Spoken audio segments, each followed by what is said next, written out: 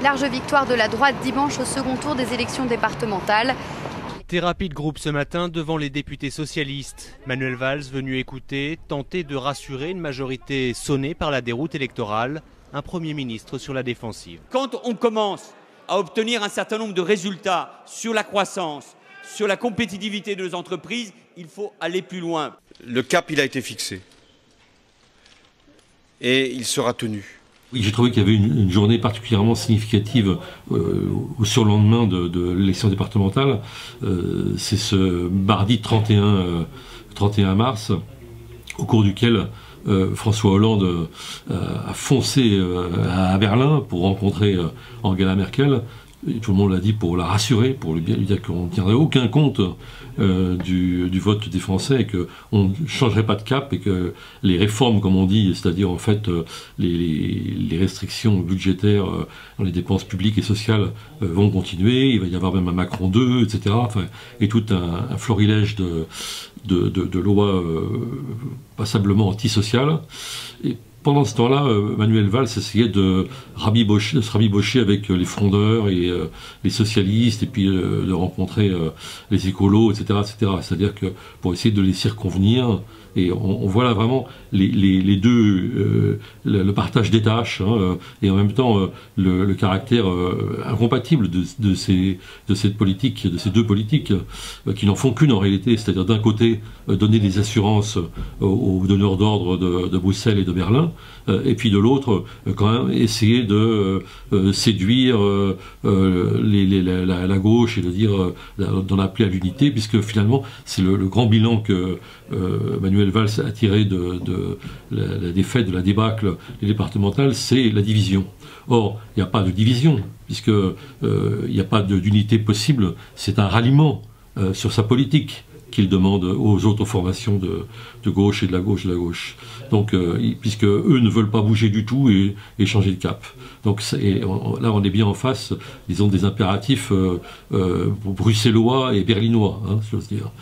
Donc, on est dans cette situation qui est totalement bloquée. Et quand on voit qu'au lieu de tenir compte de l'abstention de l'électorat de gauche, du mécontentement de l'électorat de gauche, on nous annonce une loi Macron 2 et encore que le même Emmanuel Macron, qui est un peu la star, disons, du hollandisme, si j'ose dire, fait pratiquement un mot couvert l'éloge de Margaret Thatcher dans un média britannique. On se dit où on va. Et on a vraiment l'impression qu'il y a une volonté délibérée de tuer la gauche, quoi, de tuer en tout cas le Parti socialiste.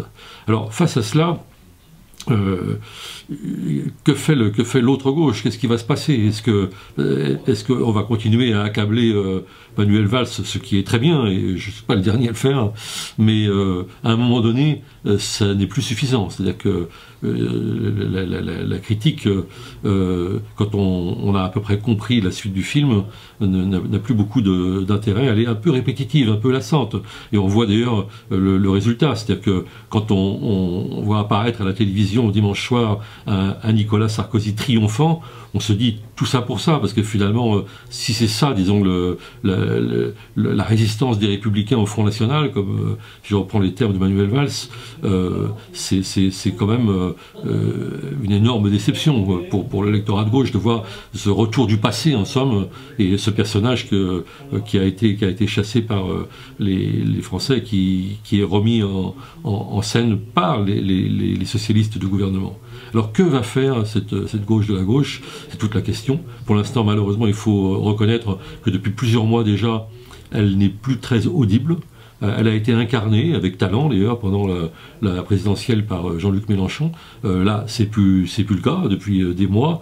Alors, c'est pas que le personnage ait perdu son talent, c'est que sans doute les brouilles, la confusion de l'expression des uns et des autres, les divisions, et là, ce sont de vraies divisions entre les uns et les autres, ont fait que pour nos concitoyens, ce côté-là du paysage politique, je ne dirais pas qu'il n'existe plus, c'est pas vrai, il existe dans le mouvement social, etc., mais il n'est plus très clair et très audible.